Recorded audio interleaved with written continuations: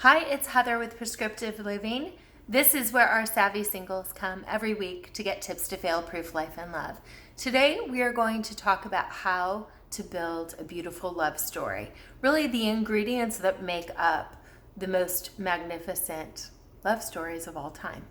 We're also going to talk about some of the things that block that outcome from happening so that you know what to guard against if you want to create your own beautiful love story. So stick through to the end, and we're going to go ahead and get into this. So there are a couple things that are very, very important in the foundations of building your beautiful love story. It is first recognizing that the most fragile organ that you have that impacts your well-being is your heart.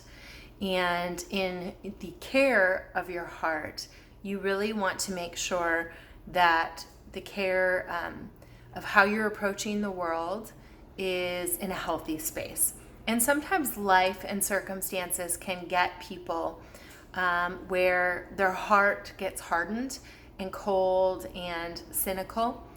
And when that happens, it's something that if you don't tend to that first and getting restoration and healing of the heart, it is very hard to build a beautiful love story because the heart is in a wounded, broken, cold space, and it really does need to be nurtured. The heart is where the well-being happens. It's where love happens. You can recognize where you're at if your movements are towards yourself in a good, positive way, towards the things that are important to you, towards your goals and dreams. If there are things that are blocking, fear, anger, those are movements, fight or flight, trauma responses, away and against. Those are good to use as indicators, but when you camp out in those spaces, that gives you an indication that first, the condition of your heart is not in its prime space to be able to live your beautiful love story, because that beautiful love story starts with self. That's where it begins. And then it can develop with others after that has been really cared for and nurtured well. And, to be loved, there is one thing that has to happen. You have to be known. You have to be known fully to be able to really be loved. And here's something that should be encouraging. When you know thyself well, and we're not just talking about certain aspects, we're talking about the good things, the things that set you off, the things that, are weak areas, your deficits, your strengths, the things that light your soul on fire. Many layers of understanding. When you know yourself well, it's very easy to be yourself and be who you were made to be and be someone that you can love and someone that other people can love as well. That is when you attract your tribe naturally.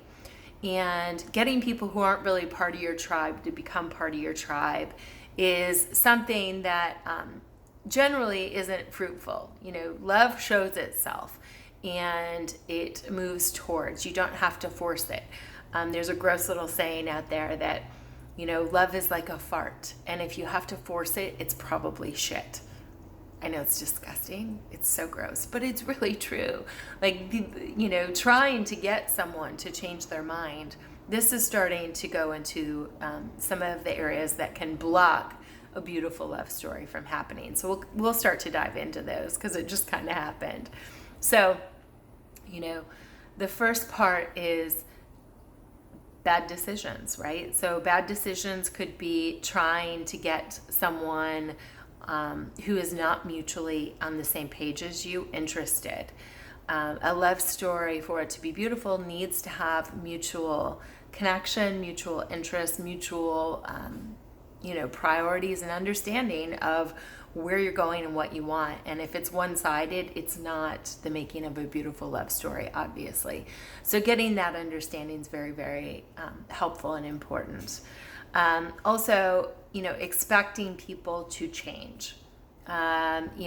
People show up at face value, and there are certain things that people will modify sometimes if they're willing, and especially if they're really trying to win someone over. But realistically, those are momentary things. And so you really do have to recognize what the person is today, where they're at, and make decisions on that. And if you're focused more on the other person than how you're behaving and showing up, your focus is really on the wrong thing, because the only thing that you have control over is self-control and self-mastery.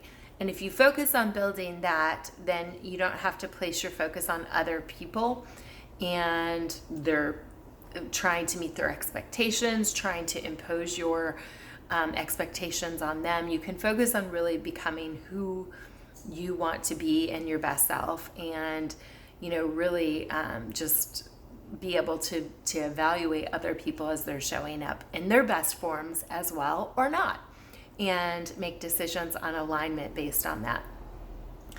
And sometimes you see people who are focusing on, we want to get the house and to have the picket fence, or to have the children, or to have the wedding. And they're so focused on the goal and not really focused necessarily as much on the person who they're getting to that goal with. The precedence and priority should be the person, not the outcome. Now, there are places where the outcome becomes very important in alignment as well, but you cannot lose sight of the importance of the person in the planning of the dream that you're looking to build in your beautiful love story. So those are just a couple of things. Another one is, sometimes people talk about, what's your type? Is it blonde hair? Is it brunette hair, redhead? Is it, this, that, and the other? Type is certainly fine if you want to talk about surface level attraction. Type is not the making of what builds a healthy long-term relationship. The type is, the things that make a healthy type are, do you really love their personality? Do you enjoy spending time with them? Do you guys operate well? And your goals and dreams. And it gets much deeper than all of that. Those are the things we dive into to build mastery in our courses. Prescriptive Living's series, Failproof Life, Failproof Love, and Uncommon Love series, those together. But these are just some of the things that can really impact a person in building their beautiful love story. It starts with the beautiful love of self. It starts with the movements, healthy movement towards yourself, towards your dreams, towards your ideal partner, and being able to evaluate them on metrics that ultimately will set you up for success. So that's all we're talking about today. Cheers to living and loving well. If you liked our content, be sure to subscribe so that you'll get notified, because we do put out new content every single week, and we'll see you all soon. Bye.